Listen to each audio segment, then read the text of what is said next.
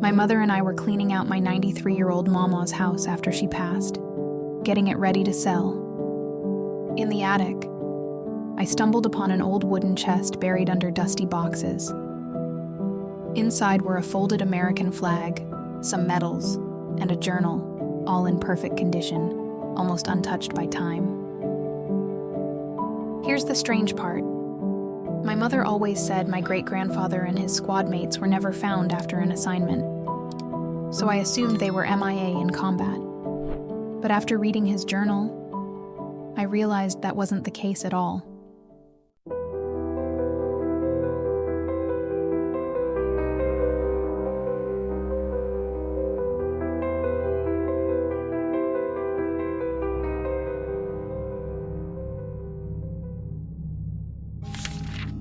August 28th, 1899. It's been a few weeks since I last heard the sweet voice of my Ruby, and oh, how I miss her.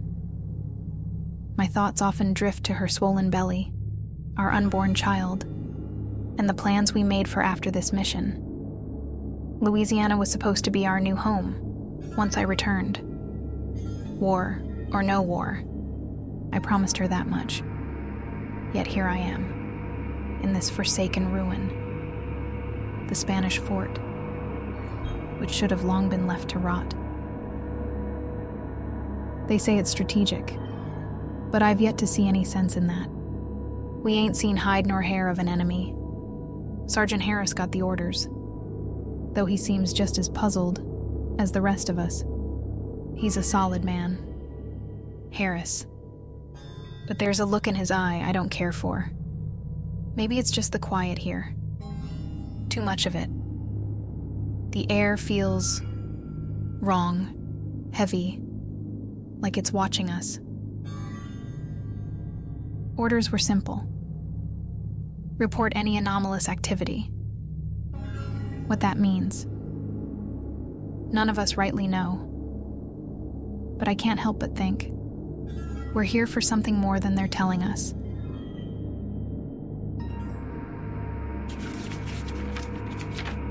September 1st, 1899. Fort's falling apart at the seams. Walls crumbling. Place is a damned wreck.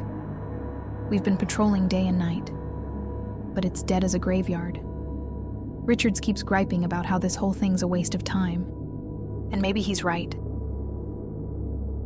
Still, Hunter takes it all too serious-like, creeping around every corner as if an army's about to pop out of the shadows. But it's Jameson that's got me worried. He's been here longer than any of us, but the man's been spooked ever since we arrived. Pale, eyes hollowed out, muttering about the voices. I asked him what he meant by that, but all he did was look at me, like I'd find out soon enough. Ain't no comfort in that, I can tell you.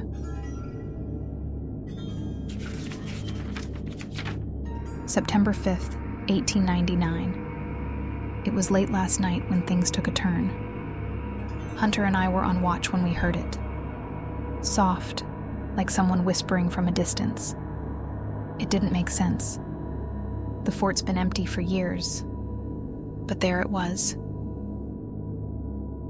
We scoured the perimeter, found nothing. Just that voice slipping away like smoke. When we told Harris, he brushed us off. Tried to act like it was nothing. But I saw his hands shake, just for a second. Something's not right here. Jameson gave me that same look again, like he's known this all along.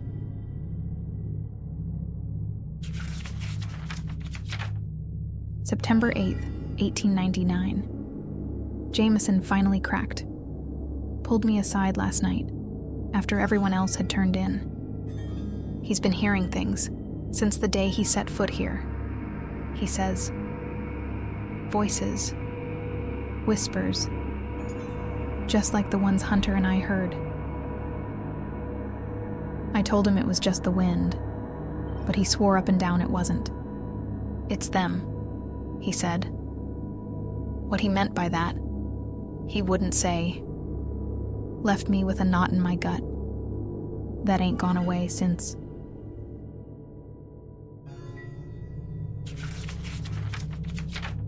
September 12th, 1899. Sergeant Harris broke his silence today.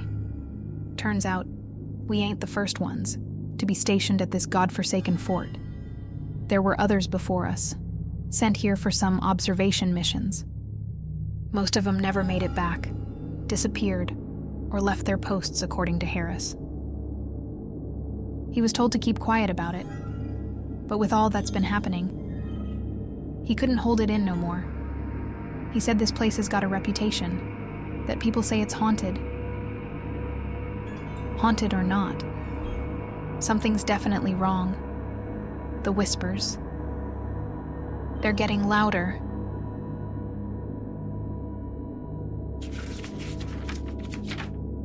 September 15th, 1899. Jameson found a chamber. God knows how he came across it, but it's been buried under rubble for who knows how long.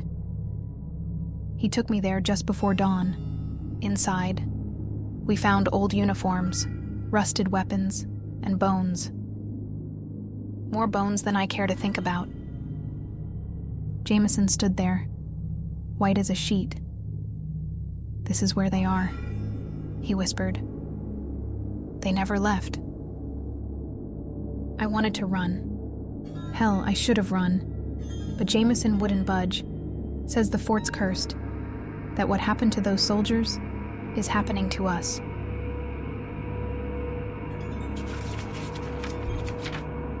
September 18th, 1899. Jameson's gone. Just like that. 1 minute he was here. The next, nothing. We searched every inch of the fort, but there's no sign of him. Only thing left was his jacket, near that chamber. Richards is close to losing his mind. Keeps saying we need to leave, before it's too late. Harris, though, he's sticking to orders, like a drowning man clinging to driftwood. The whispers. They're following us now. Sometimes, I think I hear Jameson's voice among them, calling out from the dark.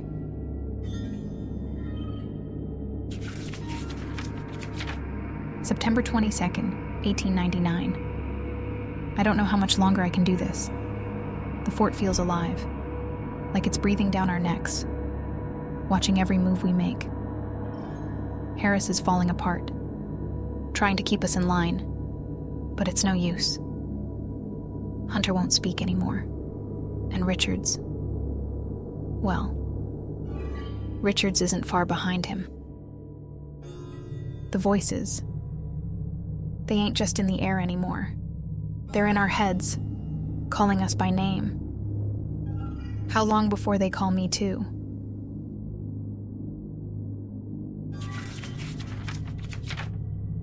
September 24th, 1899. Found another door today, hidden in the old barracks.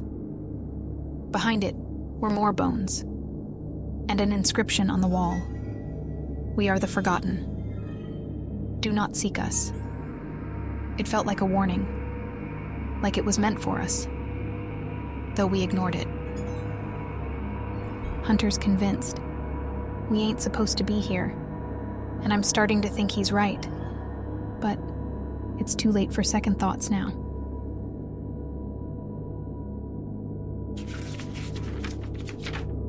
September 26th, 1899. Richards is gone, left in the middle of the night.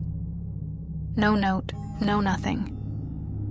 All we found were his tracks, leading off into the woods. Harris sent us to search, but it was a waste of time. Hunter's barely holding it together. Keeps muttering that we're being hunted, and I'm starting to think he's right. The whispers, they're louder now, clearer. Sometimes I hear footsteps too, but when I look, there's no one there.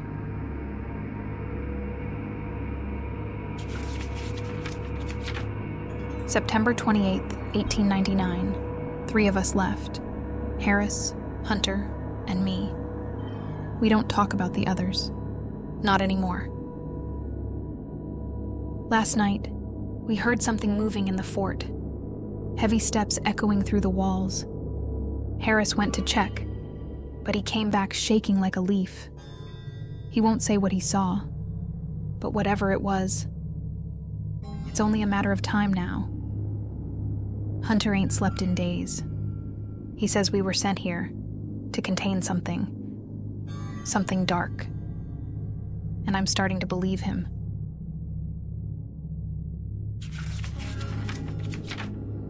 September 30, 1899. It's happening. Harris is holding on by a thread, clinging to duty like it's all he's got.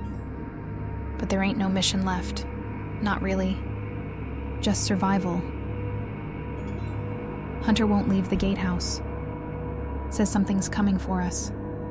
The same thing that took Jameson, Richards, and God knows who else. The whispers. They're so loud now. It's like they're right beside us. Harris keeps talking about orders, about relief coming. But I don't think anyone's coming for us. I think we were sent here to be forgotten.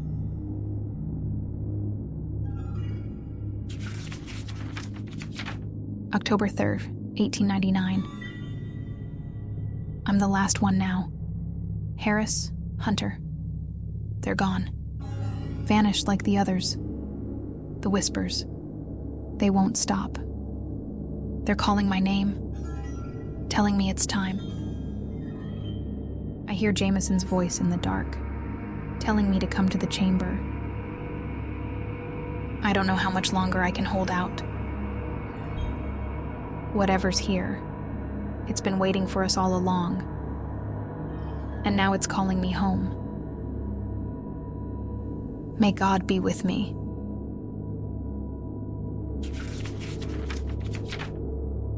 October 5th, 1899. After months in this sweltering heat, these islands don't seem so bad anymore. The lads are in good spirits, joking around like old times. Harris has been keeping us steady as always, barking orders but with a grin. Richards keeps talking about heading back to New York after this, says he misses the noise of the city and the hustle of Manhattan. He's had his fill of the Philippines. Says he can't stand the heat, the mosquitoes, or the dampness that clings to everything. Hunter's been quieter, but that's always been his way. Watchful, thinking things through, keeps his thoughts close. Jameson. Well, Jameson's been restless. He keeps saying, we've got more work to do here, that the insurgents are still hiding out in the hills, waiting for us to drop our guard. But I reckon we're nearly done here.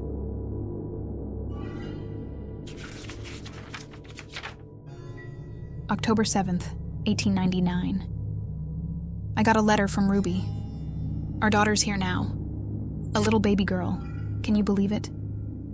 She gave birth last week, and I'm already picturing her in my arms. I'll be holding her soon enough. They've named her Myra, after my mother. Sweet thing. I can almost hear her little cries. Ruby says she's the spitting image of me. Poor girl. She'll have to grow into the nose, I suppose. I can't wait to meet her, to see the way she looks at me. When I walk through that door in Louisiana, we'll be a family, a real family.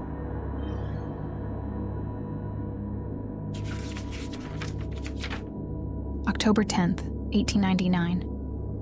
You know, it's strange, but I had this dream last night.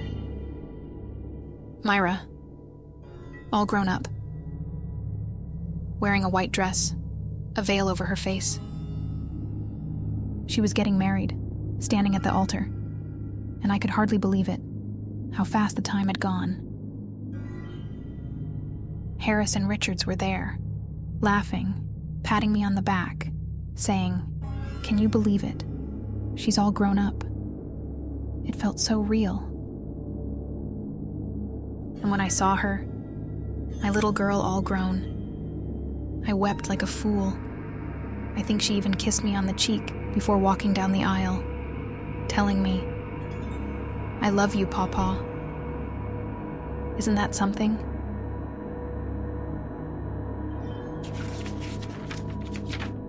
April 13th, 1979. Thank the good Lord.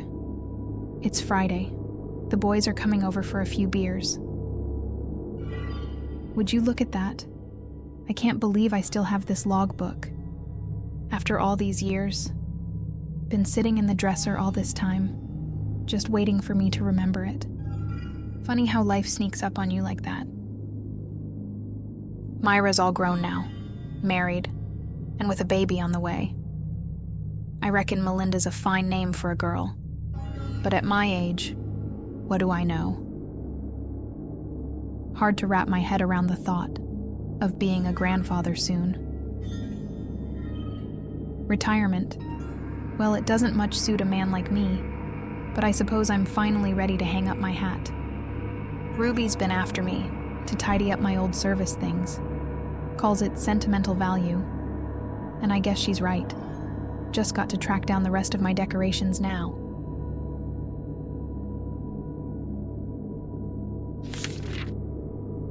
That was the last entry. I'm not sure what to make of it. According to my mother, my great-grandfather never made it back home. She said she never got to meet him. The strange part is, they were stationed at Spanish Fort, right here in New Orleans, Louisiana. But in his last journal entries, he wrote as if they were in Southeast Asia during the Philippine-American War in 1899. Was he confused? Did he enter the chamber? How did the journal even make it back to my family? I have so many questions, but no one left to answer them now that my grandmother has passed. My mother said, neither my grandmother nor great-grandmother ever spoke about him, except to say, he was never found during the war. Still, the journal revealed much about the man he was: a loving husband, a good father, and a true friend. I only wish I could tell him. He's never forgotten. But I find comfort knowing he's happy, wherever he is,